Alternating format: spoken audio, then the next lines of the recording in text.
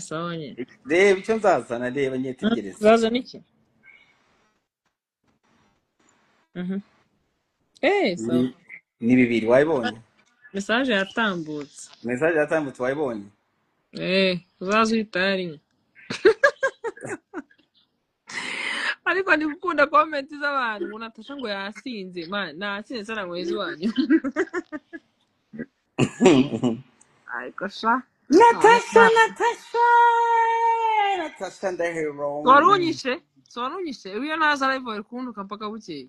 Iyo utaza live nari ngiye kukwicaraho sha. Nari ngiye kukwicaraho, urumva? Uhite ntabwo ari kuzasubira ku kiganiro kwa Irene. Ntabwo ari gusubira kujya kwa kozi wankoze ibintu bitatu bimbabaza. Waramburotse cyambere. Urangiza kumburoka, uragenda uranyataka. Icya gatatu ndakwihorera, telefone yanjye urazisiba, uragaruka ku gatatu ariko naje kumenya ko ari ukubera hari umukaritasi yaje agenda akubwira utugambo kugeza ubwo uza kumburoka, kugeza ubwo uza gukora unfollow. Urumva? Ntabwo urimo uranyumva?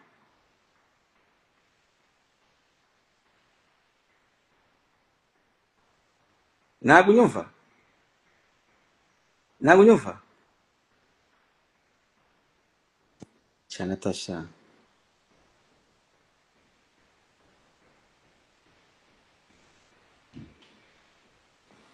Cha Natasha ntabwo kirimo kiranyumva. Reka nongere ngishireho. Natasha Ndahiro. Iyo uzitwaza ibyo bigenzi, Ndumva she is lying, Ndumva turakumva arakubesha. Mwakibonye ukuntu ari ikirara, mwakibonye ukuntu ari ikirara kiranambeshye ngo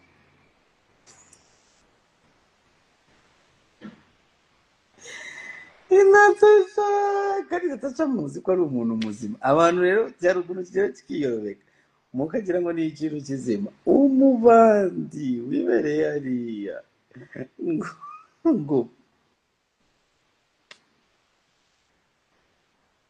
izi namba n'iziki, izi namba niza kabari kitwa The Rush. Hariho umukobwa witwa Esther ya hostinze. Esther reka tubanze, Esther reka maze nongere mubashirireho mu murebe. Esther yagiye, she's not here. Urumva? So byari ibyo abanyarwandakazi ngira ngo Natasha mwamubonye ubu cyagukwebye nyine. Ubu nanjye nigendeye ngira ngo cyane se mwakibonye. Natasha nyandikira DM mbe namba yawe tuze dukatirane mu buzima busanzwe. Mfasha abapeti bafite talent tuzanire muri romani. Murashaka muriro ntawe uriho, producer muriro ntawe. Urumva? Undi muntu nari gushyiraho hano ni wa muniga, ariko wa muniga ndumva ko ashobora kuba atari muri salo kandi ntabwo namushyiraho ari mu rugo iwe.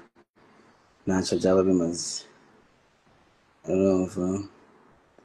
So turi kumwe banyigas, peace, mbateye peace. Natasha ngira ngo wabibonye. Bye.